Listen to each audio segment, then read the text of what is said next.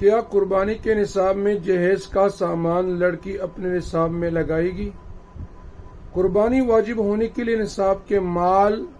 رقم یا ضرورت سے زائد سامان پر سال گزرنا شرط نہیں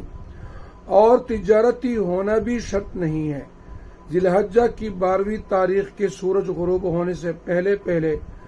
اگر نصاب کا مالک ہو جائے تو ایسے شخص پر قربانی واجب ہے۔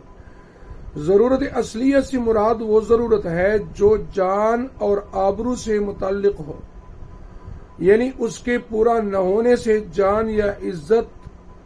جانے کا خطرہ ہو، مثلا کھانا پینا، پہننے کے لیے کپڑے، رہنے کے لیے مکان، اہل صنعت و حرفت کے لیے ان کی پیشہ کے اوزار یعنی کارخانے کے سامان ضرورت اصلیہ میں داخل ہیں۔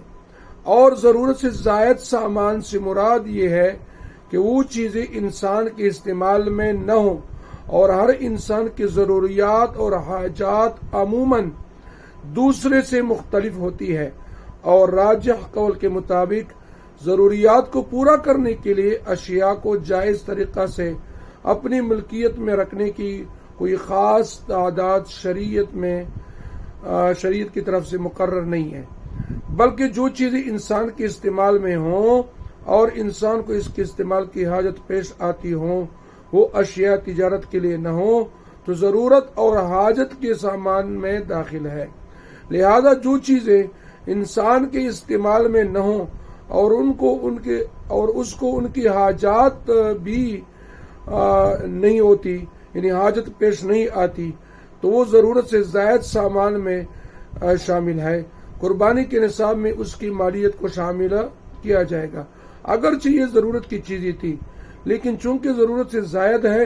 اور ایسی پڑی ہوئی ہے استعمال میں نہیں لایا جاتا، لہذا اس کو بھی نصاب میں قربانی کے نصاب میں شامل کیا جائے گا۔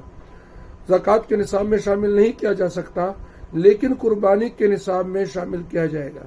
لہذا مذکورہ طریقے سے عورت کو والدین کی طرف سے جہیز کا جو سامان ملا ہے، اگر وہ سال بھر کبھی بھی استعمال نہ ہوتا ہو اور ایک مرتبہ بھی استعمال نہ ہوا ہو، تو اگر سونا اور سامان کی مجموعی مالیت 52.5 تولے چاندی سے زیادہ ہو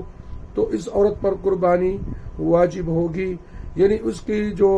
ضرورت سے زائد سامان پڑا ہوا ہے یہ سارا اس نصاب میں جمع کیا جائے گا،